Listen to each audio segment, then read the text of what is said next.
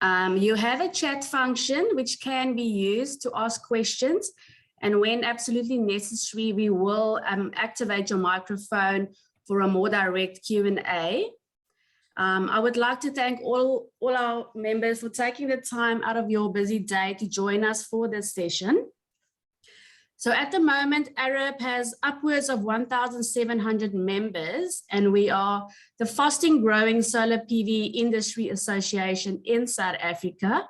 Up until a year ago, almost all our member categories were free of charge, and we are happy to report that Arup is currently financially sustainable, and most of our categories are moving to paid for membership tiers. I'm going to hand over now to Olanda de Lange, the Executive Director of EPA, so we can talk more about the business opportunities on offer. So Arup is a proud supporter of the initiative, and we believe that our Arup members will be able to see the value in expanding their service offerings. So today we'll be sharing information on how you as a business owner can benefit from utilizing trained interns in your workplace, as well as finding new avenues to generate alternative forms of income. Olanda, if you can please introduce yourself again if you'd like to, and then you can proceed with your presentation. Okay, thank you very much, Anne-Marie, and to Arup. I'm really glad I reached out to you all. By far, you've been the most active in trying to assist this program get off the ground. So I really appreciate it. My name is Olanda de Lange. I've been in the energy industry now for 27 years. I've been in the training of, energy training industry for 20 years this year. The Institute of Energy Professionals Africa is a non-profit company that I started 2 years ago. We were first called Energy Training Foundation. We were part of Energy Cybernetics, as well as after EOH bought them, we went to EOH Learning and Development. About 3 years ago, the whole staff decided, with all the negative publicity around EOH, we left, and then we started the non-profit called EPA. In our 2 years that we've been operating, we've already had 143 courses for international certification as well as local certification. We've developed quite a number of programs for Uganda, Mauritius, and Seychelles, and we're busy with Nigeria now. We've also developed a qualification for Kenya. So we cover the sub-Saharan African region. Currently, we're working on this project, which is the Energy Performance Certificates for Buildings, and this is the EPC Practitioner Skills Program. From my own side, I'm not an engineer. I'm not even internationally certified. However, I have got a lot of experience. I'm actually a journalist by qualification, and I served with Crown Publications as the editor of Sparks Electrical News for many years ago. And then I also took over Electricity and Control magazine as editor there. I combined and coordinated 3 energy efficiency made simple handbooks about 16 years ago, one every 3 years, which I published. I've also been a board member of the South African Energy Efficiency Confederation. I'm currently a certification board member for the Global Organization Association of Energy Engineers, and I serve on the youth committee for the South African Energy Efficiency Confederation. So that's just a quick background on myself. Let me go into the Grace, I would like to welcome you all here. I'm really grateful you've made the time to be here. I don't know how many people, I see we've got about 72 people on the platform, so thank you very much for attending. That's great. I'm going to give you a background to the initiative and why this project is so critical and urgent. Just to give you an idea, we promoted this project for about 2 years. We actually trained a cohort of 75 students more than 2 years ago in this, but they all have now been taken up by industry, and so that is why we pushed to get funding to run this program as well and do it a little bit differently, that the local other local colleges and that can benefit from the program too. So the regulatory background to this program is in December, on the 8th of December 2020, the Department of Minerals and Energy signed into regulation the mandatory display and submission of energy performance certificates for buildings. That's Government Gazette number 700, and it's part of the National Energy Act. This regulation requires implementation of this to be in accordance with the South African National Standard 1544, which was already released in 2014, called the Energy Performance Certificates for Building Standards. And the SANS 10400XA is the technical advisory document for implementation of this. The deadline, according to the regulation for adherence, is the 7th of December 2022, which is the end of this year.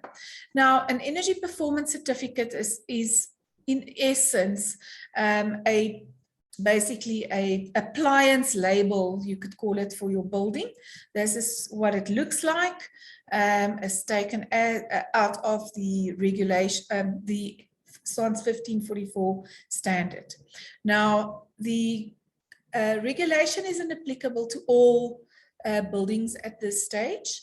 Sanedi is still getting the ducks in a row to processing all these, getting online systems in place.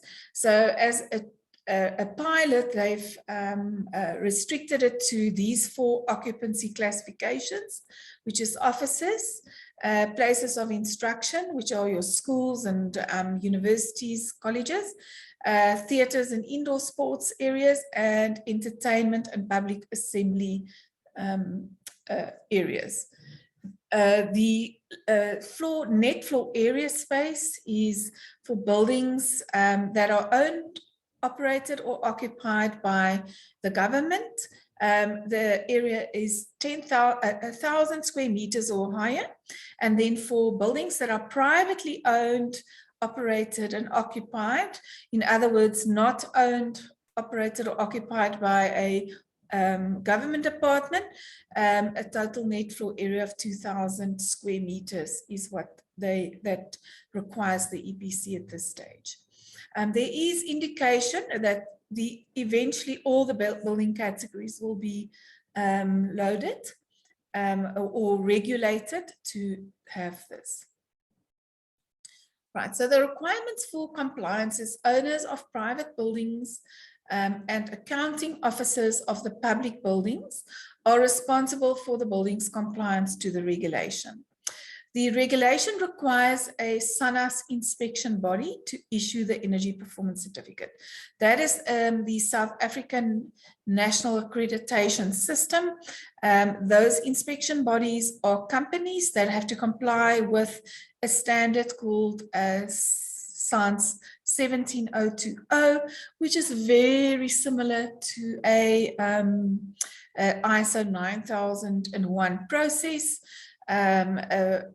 And just with other technical specifications for the personnel that work in the company, and a few other things that they must comply with. Currently, there's 6 inspection bodies available only in the country. You can take down this reference. That's where you will find the inspection bodies. You just type in SANAS, inspection bodies, and then it'll take you, then you can just search under EPC and you'll see there's only 6 currently. There are a number that have applied, but it takes about 9, 10, almost a year to do that. Now, if you just take, in the last 2 months, it's taken them 2 months to go from 5 to 6. Now, the regulation requires the certificates to be issued at the end of this year. SANAS also had a requirement until this program that they only accepted persons from these inspection bodies that they had to confirm they actually collected the data and information.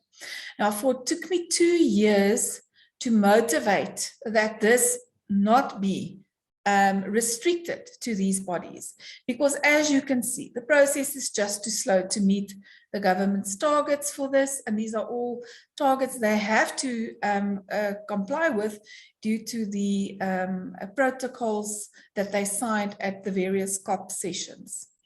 And if you look at the number of buildings that have to be done by the end of this year, it's an estimate of 160,000 buildings, of which probably more than half don't even have the information available.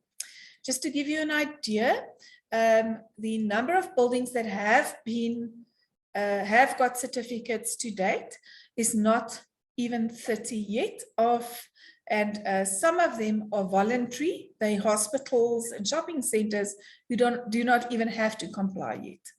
So just to give you an idea of the backlog, which creates this great business opportunity. If a building doesn't comply, they are in contravention of the National Energy Act, and the fine for being in non-compliance is amount of up to 5 million rand per building. Now, if you look at the definition in the regulation, say you have a whole office block estate where there may be 11 offices, that owner of that development may have 11 buildings that are all over 2,000 square meters each. Doesn't mean he gets 1 fine, it means he gets 11 fines for each building envelope. Now, the limitation, the way the government set this up in the first place is a SANAS accredited inspection body is a company. And that company has to ensure that the staff members doing the building audits are up to scratch and can sign as technical signatories for these certificates. They can sign and, they sign and verify the information. They are also allowed to gather all the information and data required, and they can employ an EPC practitioner to help them get that together. And we're already seeing that happening. We currently have so many, they're looking for already qualified EPC practitioners. We're getting messages of send me your list, and I only have 5 left. And they go, but I have 400 buildings. How am I going to do 400 buildings if you only have 5 people? So the demand is very definitely there. What the SANAS inspection body cannot do, they are not allowed to improve on that building. So they can't implement, they can't take the data and information, which will give them an idea of what can be done to improve the building's rating. They can't go back to the client and say, look, in 5 years, when you need your new certificate, you need to improve on it. Otherwise, because it looks like government will have penalties if you don't improve on it. And here's some projects we can implement for you, and you can quote them and make proposals, and you can go ahead and do that. But a SANAS inspection body is not allowed to do that because they're not allowed to verify their own work. So that is why we felt an EPC practitioner and a company employing EPC practitioners have a better opportunity. As although you may not sign the EPC, you can collect and gather all the information and data of the building.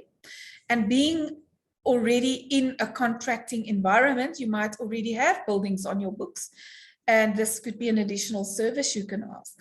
The plus point is you have the data and information then available on that building, the rating of the building against others in the industry.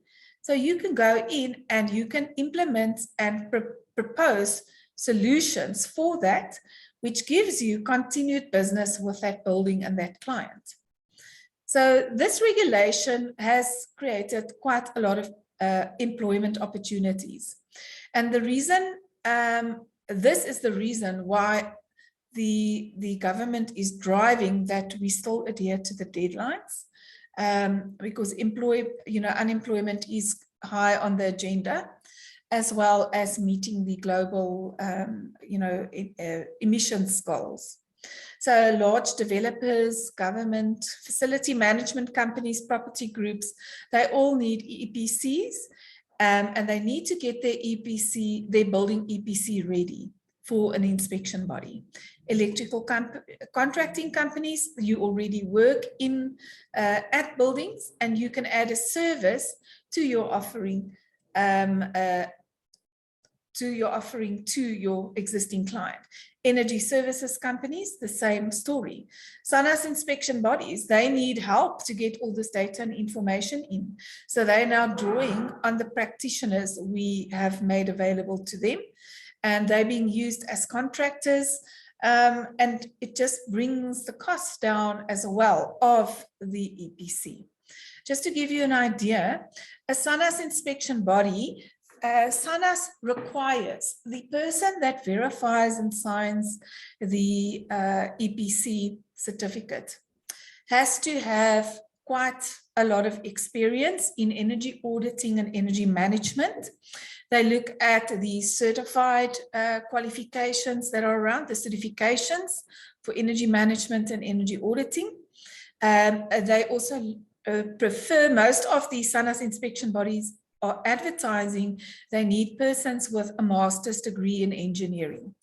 Now, if you had to get a person with a master's degree in engineering to go to a building and say, can I help you find your building plan in your files, in your drawers? Can I stand in a queue for you at the municipality to get your building plan? Can I go and find your utility bills at the municipality at a rate of 1,700, 2,700 Rand per hour, whereas the practitioner is a lower level qualified person. So the cost for the EPC comes down, and it also opens up the market for job opportunities at all levels of experience and education. It's not restricted only to those that can write exams and get to the top of the food chain when it comes to engineering. You can also, form the practitioners can form their own companies just to collect data of buildings. There's enough work for it to be sustainable. So the way the industry is structured, that only inspection bodies would get the full slice of the pie of the job creation and the monetary benefits that come with it. Now that this program has been approved, it has opened it up to practitioners to get a big slice of this pie, and they then feed the information up into the EPC inspection bodies. First of all, it's a lot more of a sustainable model, and a model that will help the government achieve these targets. Now, just to give you an idea, DMRE is the government organization responsible for this, and SANEDI is the implementing agency for DMRE, the Department of Energy. So this program is funded by them. Therefore, SANAS hasn't got a choice but accept data collected by EPC practitioners, and that is currently happening. So we were successful in that motivation to open up the market to others in the industry. So this project specifically in a nutshell, just to give you an overview, these are all the funders and main organizations involved. The program is also supported by the QCTO, the SABS, some other SAEC and other organizations, National Cleaner Production Center, but these are the main players in it. Department of Higher Education and Training, GIZ, the federal government of Germany, SANEDI, the Energy Water CETA, and us. And then Ekurhuleni East College and College of Cape Town are the two colleges currently being upskilled to offer the program afterwards. The aims of this project was to operate the pilot in Gauteng and Cape Town. It is a pilot, so there is a lessons learned after this. We had to train 50 electricians, which we did. We had to train 10 trainers in training of trainer, which we are busy with, and 20 mentors, which we have already done. We've done practical with all of them. And currently we're in the work experience phase. And the aim is to have 66% of the students that signed up in being able to be fruitfully and significantly employed.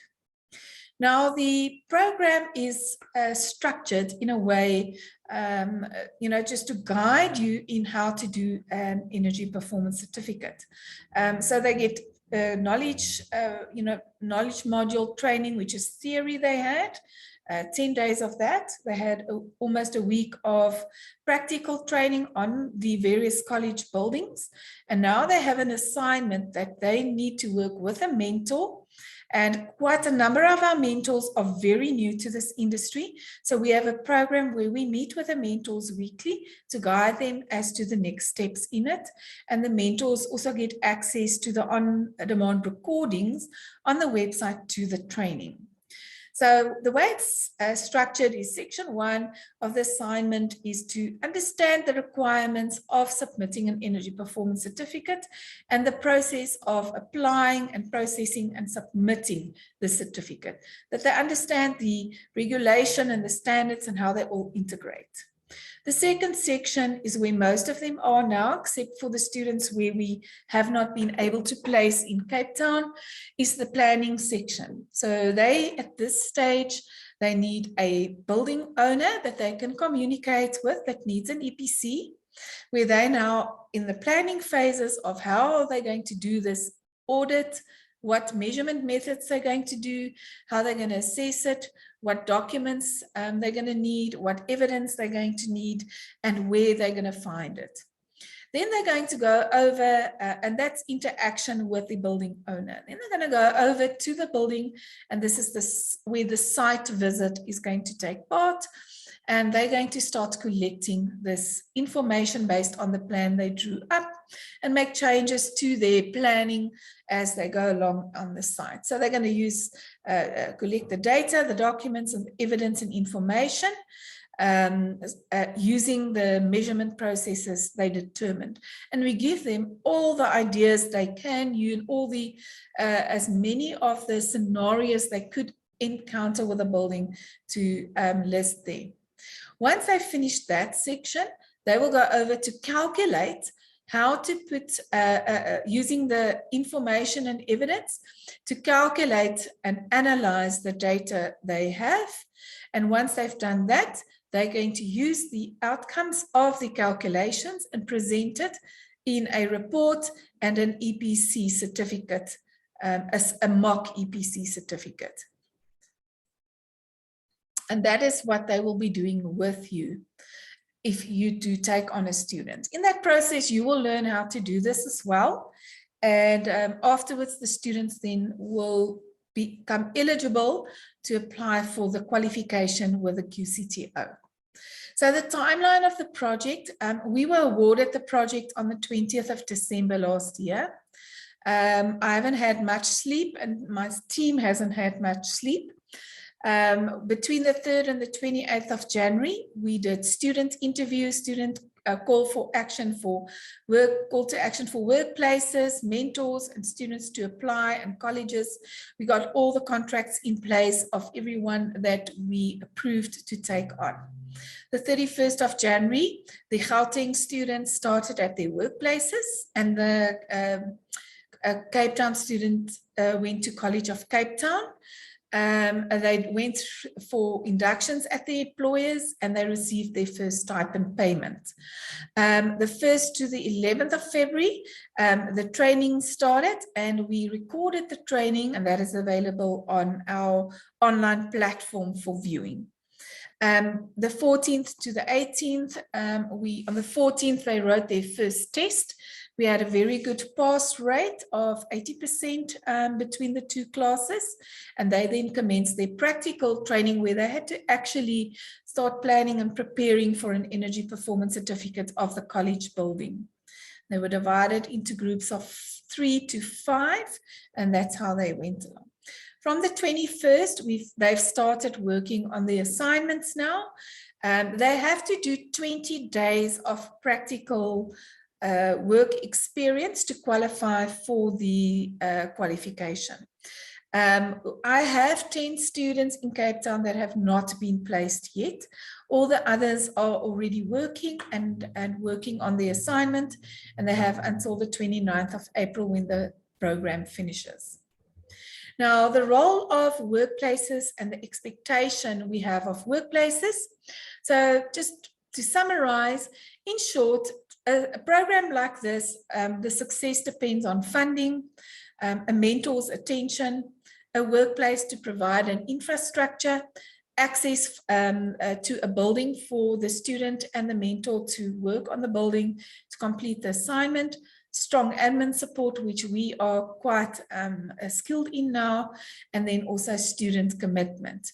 We make the students, we have one-on-one sessions with each of the students before we sign them up to make sure we have their commitment, they understand what is required of them, they understand they have to be at work from 8:30 to 4 whenever the employer wants them, confidentiality of information, HR matters, tax matters, leave matters, disciplinary action, all that we went, and they signed next to every line, they understood it. Just a quick side note, these two chaps on the picture, on our left is Kemone Mokai. He was on our previous program and he's now permanently employed. He's got the International Certified Energy Manager qualification, and he's a facilities manager now at one of the big facilities management companies. To our right is Dr. Senamela. He was also one of our students. He's internationally certified as a measurement and verification professional and an energy manager. He's already successfully implemented ISO 50001 for a company, and he is now also being assessed to be a technical signatory. He works for an inspection body, and he also is one of our trainers, helped to develop the curriculum. So we sort of stick to our students forever. Dr. and Kemone were on the first program about 9 years ago, and we still work with our students. The administration that we handle, we've done all the interviews, the employee contracts, labor relations, stipend payments, SARS and UIF, and we do the reporting for the various bodies that are involved. Each body requires their own format of report. So we have something like 7 reports to do per month to satisfy each one's women request. What we expect from the workplace, and that would be you yourselves, is to provide a workspace, a computer and internet to attend the online training, feedback and assignment completion. So they wouldn't need a computer continuously. They could even share so that they can just complete their assignments and upload it to us that we can assess it. We do have weekly sessions with them online. As we see, we go along and we see they're going on the wrong route. We have a session with them as well as the mentors, just to bring everyone and make sure everybody stays on the same page due to the tight deadlines of this project. We have provided them with hard hats and glasses and earmuffs and reflective vests, but if they need any other PPE gear, we request the workplace to provide that for them. But on a building site, when you do an audit, you don't really need safety boots. You just need closed, covered shoes. Then the mentor will probably spend about 10 minutes here, 20 minutes there, 10 minutes there with a student. We estimate it won't take more than an hour of a day of your time. It might just take the first 2 days quite a lot, and then after that, just 15 minutes a day as you go along. We request that you ensure the student signs in for attendance and submit the registers, because we can't pay stipends without a register. And then you need to provide a building, your own or that of a client or a charity such as a school, to perform the assignment on. You need to commit to having the student on your premises until the 29th of April. And then weekly, we asked you just to answer 2 or 3 questions about the progress of the student, any challenges you experience. Permanent employment, you're not signing up to employ them permanently, but we do encourage it. And it's also a perfect opportunity for you to test drive the student to see if they will fit in. And if you do end up in a position, and we already have electrical contractors that have now signed MOUs with inspection bodies where they're collecting data in Cape Town for 54 buildings, 1 electrical contractor. And I think the value is almost R1 million of income to that electrical contractor as of today. And I don't think that will be the end of his income stream. He's very excited, and he's already requested more students, which are starting with him on Monday. Okay, then what we expect of the student, they get and what the student can expect, they get the full program. They get a fixed term employment contract as an EPA employee from the 31st of January to the 29th of April. And we then second them through an annexure to your workplace, that they officially then work for you and have to abide not only to our HR policies, but to yours and your clients. They get it's a full 3-month program, and they get 15,000 Rand in total for the program, which we paid in 4 installments. The first installment was on the first day they started, so that they had money to get to employers and they had money to get to the training. The other 3 payments are at the end of each month. You as a workplace, if you choose a student that has to travel 60, 70, 80 Ks a day to come to work, we do request that you provide a small top up of 25 Rand a day or 50 Rand a day to assist them with traveling, because in some cases, some of the students are paying almost 3,000 Rand to get to their workplaces at the moment. We provide, if they do travel far, we give a 300 Rand or a 200 Rand a month. We don't have a very big budget for transportation. You as a workplace after the program may offer permanent employment to the student. There are some very strong students still left, so there is potential amongst the group. Successful students will receive the EPC practitioner qualification, and once they have experience, they can apply for their certification. Qualification is a QCTO qualification. And the certification they only get once they've done a number of buildings and they can prove they have experience in the industry. This, as I said, the students must commit and we hold them to it. We're in contact with them. I have 3 staff members working on this project full time, in contact with the students as well.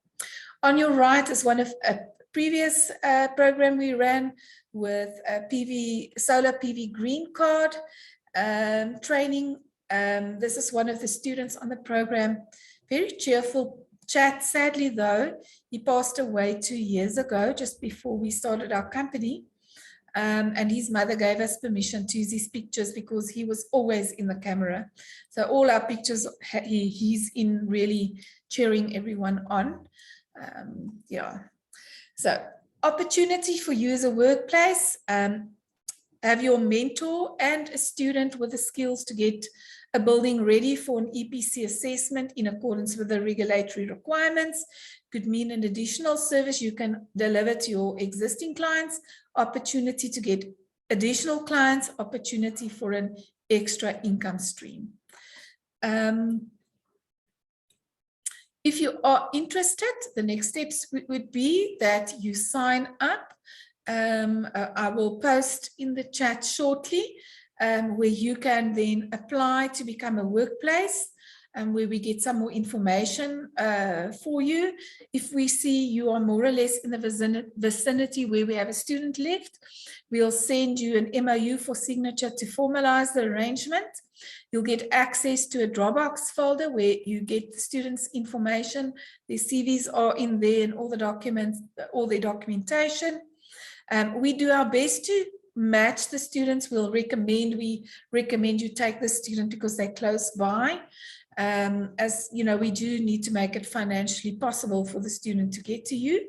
There's no payment for the program by you to us, other than what it will cost you to have office space and, you know, give coffee to the student and maybe rent a computer or something like that.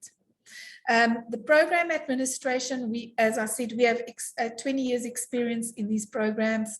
We run programs all over Sub-Saharan Africa and Indian Ocean Islands.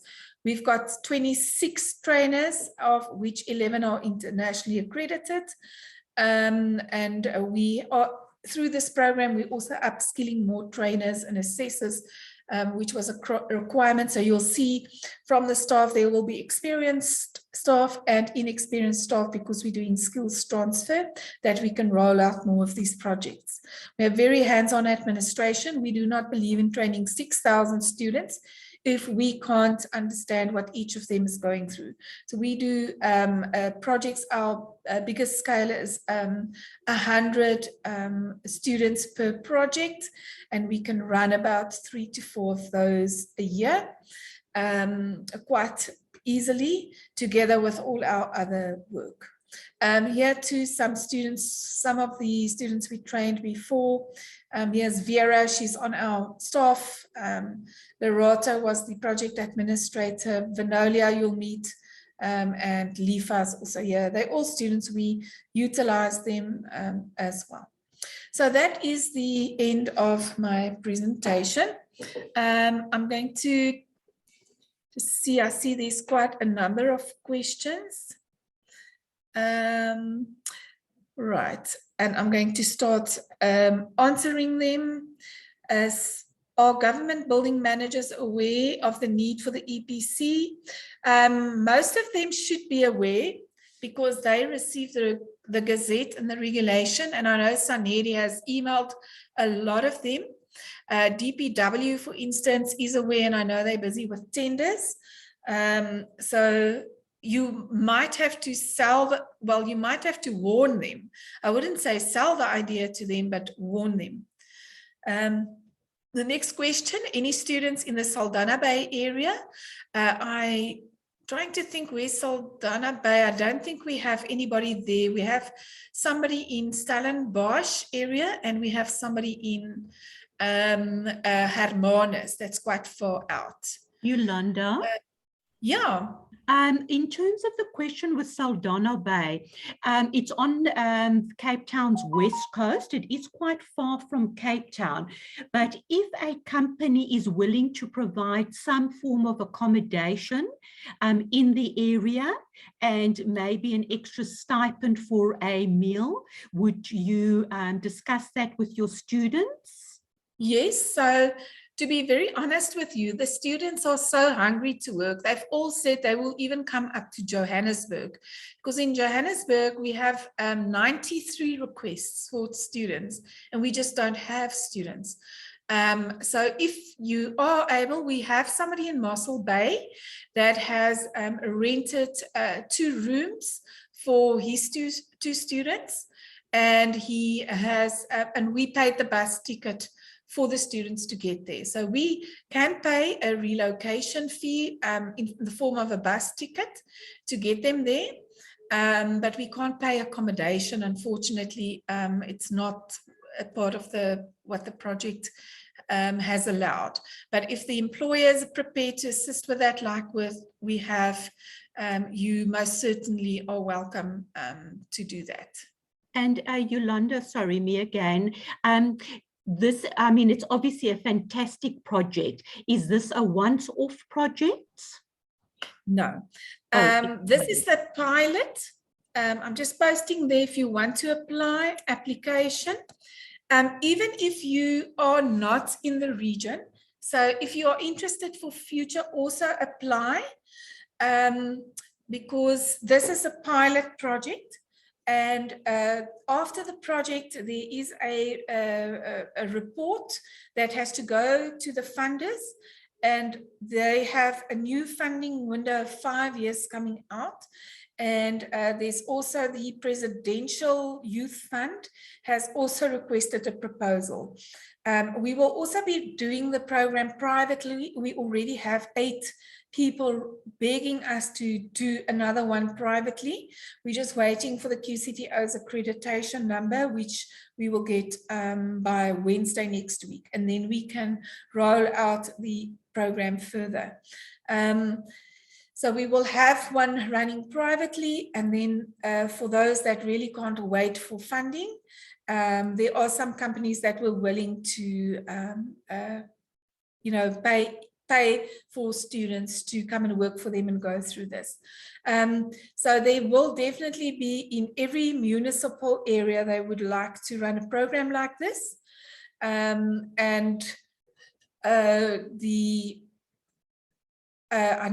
know KwaZulu-Natal was mentioned by the funder and Eastern Cape, that those were areas they were looking at next. But I do believe the demand for all, specifically Limpopo and Mpumalanga, has been quite huge. And just energy transition will assist with that. Yolanda. Okay. Quick question. Yes. What if I have a business or a company and I can't take a student now, but I have guys already working for me that I would be able to upskill, would be able to do these? I know that that is not what your presentation is about now, but I'm thinking of guys who can't accommodate a student but are interested in expanding their business into doing energy audits. What's the next step for them if they want to upskill some of their existing staff? Okay, so part of this program, I just took it out of the slides, was at the beginning, companies that had electricians that they felt they wanted to get their own staff on the program were allowed to enroll, and we have a few of existing companies, but we don't have any spots left at this stage. And that is those people, I have 8 of them that have said they would pay for it to do it privately. So that's why we will be running a private one as well. So they can, we can't accommodate them on this program. We are full, and we are too far along with it. But mentors can listen to the training and everything. So you can register on the private one. The next program will again offer for those that are already in the company that wants to upskill funding for that. I've already put that in the proposal. Okay, so it will be available privately. I believe College of Cape Town will probably offer it through their system as well. So you would be able to go and train there and get it done there. And in Johannesburg, Ekurhuleni College, I know the Electrical Contractors Association and Saratec are also training their trainers, and they are also going to look at registration for it. So there will be other providers providing this as well. Okay, can I move on to the questions, Anne?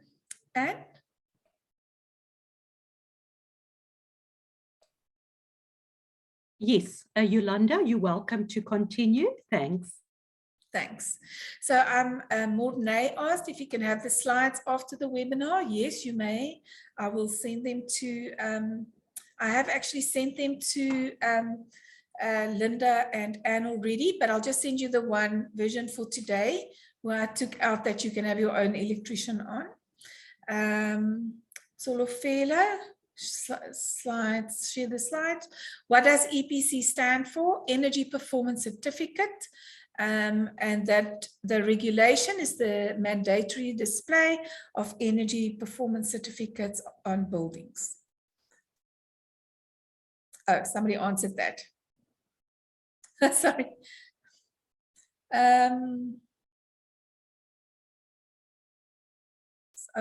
Sorry, I see you lost connection.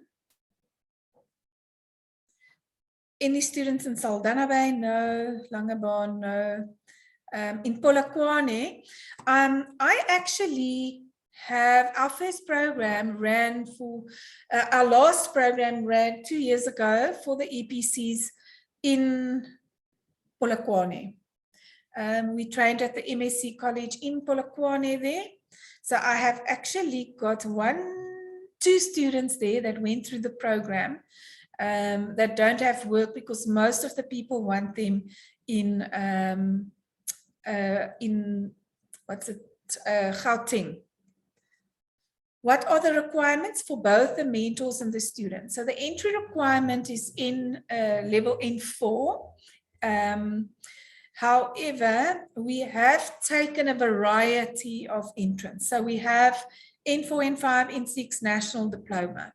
And the reason for that is the qualification was developed on an existing qualification called Energy Audit Technician that's registered with the QCTO. And that entry level is N4. We do not agree with that entry level. We've got a lot of experience in the industry and we've used that qualification in Mauritius, Seychelles, and in Kenya and in Polokwane. And that entry level is too low. Those students are really struggling. Doesn't mean they're not going to make it. It just means they need some extra attention. Some of them aren't doing too badly, but so we had to make that entry level, So the program, this program is built on top of that Energy Audit Technician. And it includes 4 modules of the 11 modules of Energy Audit Technician, and plus the first module of Energy Audit Technician, we've focused there, which is about regulations and standards. We focused only on the energy performance certificate regulations and standards. There is I have already worked a recognition of prior learning into the qualification. So that if you have already done module 2, 3, and 4 in other 1, 2, 3, and 4 in other qualifications you have, such as electrician or engineer, that you can apply for recognition of prior learning to that and just write the test, not go through all the modules. But it's always a good idea just to scratch the dust off, and we'll make the modules available to you. Yeah, so this will also, the skills program then will also is the first step towards further training in this Energy Audit Technician program. We will be developing the next phase, which is implementing solutions in the building so that the energy performance of the building can improve. And that's the next skills program we will be developing. So for the student, it's N4, and the same for the mentors. N4, and for this program, engineering is suitable. Okay. What is the difference of the course compared to energy auditor training? So an energy audit, the energy auditor training depends on which energy auditor training you underwent. So we run the certified energy auditor training, which is what the SANAS assessors that assess the inspection bodies are recognizing. Energy auditor training, you learn the various levels of audits. You learn level 1, level 2, level 3. Level 1 is basically your walkthrough audit, where you basically do data gathering of information. Now, this course is a level 1 energy auditor course. The requirement for the energy audit technician full qualification is you need to submit assignments that you've done for system audits. So this qualification is 1 system audit at level 1. and the outcomes is NQF level 5. So you don't go into how to quantify the possible savings made. You only go up to collecting the data and information and determining the actual energy consumption of the building in the last 12 months and how to display that on the energy performance certificate. Energy auditor training will help you a lot then further to now go back to implement solutions. So that is the difference. Antonia, does that explain your, I hope that explains it. I can't wait for the private phase. Okay, good. We will give the information to AREP to send out to everyone that you know about it as well. Okay, please share the slides. I did the CEA. Okay, good. All right, so that is the difference between it. Also, the CEA is much higher level, Antonio. This one is very basics. It's the basics of energy. What is a watt? What is a kilowatt? How to convert your energy from liquid fuels to kilowatt hour and that type of thing. So it's got all the basics in there and the basics of electricity. But I can share the qualification document with you as well. It's quite complicated to read, but it's actually very straightforward when you actually do it. Okay. Do I have anyone in the East London area?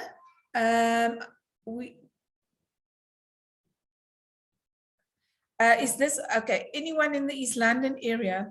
I don't have students in the East London area. I do have certified energy auditors in the East London area.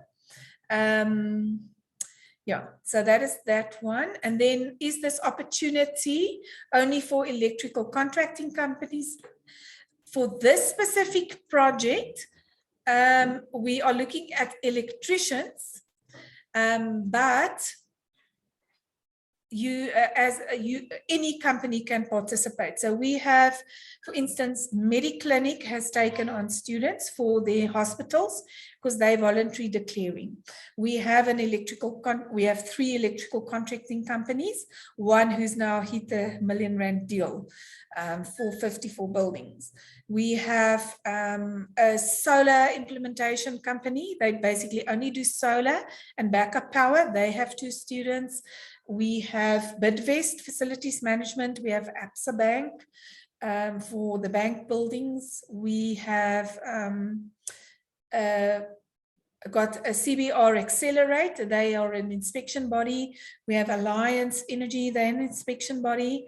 We have Power Star. They're an inspection body. We have Saratech, who is a college, but they need their college buildings done. So it's a variety. So yourself, you don't have to be an electrical contracting company, but the students we're providing are basically electricians and electrical background. Okay, does that answer have I answered everyone's questions? Is there expectation that smaller buildings will in future require EPCs? Not in the near future, but that is when Saneri made their presentation. They based it on various schemes around the world and said in some countries, they've even taken it down to houses. So you can't sell your house without an EPC. And they're not, from what I understand, that is where Saneri is working to. Smaller buildings, I think once the sizes of buildings now, they will keep on adding buildings every 2 years. We expect shopping centers and hospitals to possibly be the next. I've just heard it, it's not confirmed. We expect more categories to be added as we go along. And then once all the categories are added, they will probably start dropping the square net floor areas to smaller buildings. Guys, this is a cheaper option to having a green star on your building. The government doesn't really recognize green stars in that way. Because it's more based on how building is built off plan. The EPC is to say, how is this green building operating itself? You know, it's like buying a Prius and, you know, you've got this very efficient car, but if you're going to drive 120 k's an hour always, you're definitely not going to be saving anything. And that is the idea behind the EPC. What is also nice to see is your building will then be benchmarked. So if you have a very low rating, you can see the rest of the industry has a different average. So then you immediately know this building has a lot of opportunity for further work for you to implement savings. Okay, I know you all in the, many of you are in the solar industry. I will have a webinar. We actually have a webinar available that you can enroll for free, which we had last week, about the new regulations coming out, the new standards that have been changed and how it affects the EPC. But we will have a short 2-hour webinar to just explain what an EPC is, what you need to remember, what you need to look at, and just so that you have a better idea of that as well.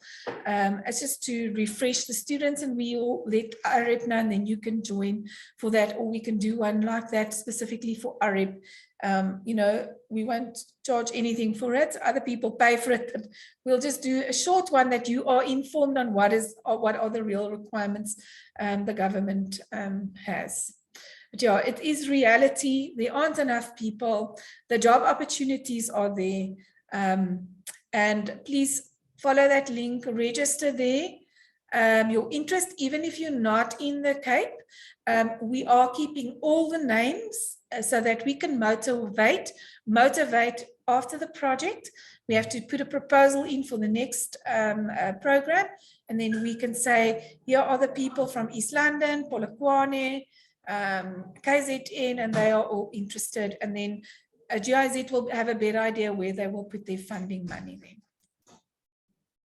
Okay, that's all from me. If there are no more questions. Oh, there's another question. Please send the link for registration. I'll post it there again. It's in the chat box. Yolanda, Yes. what we'll do as well, we'll consolidate everything with the people that have joined today.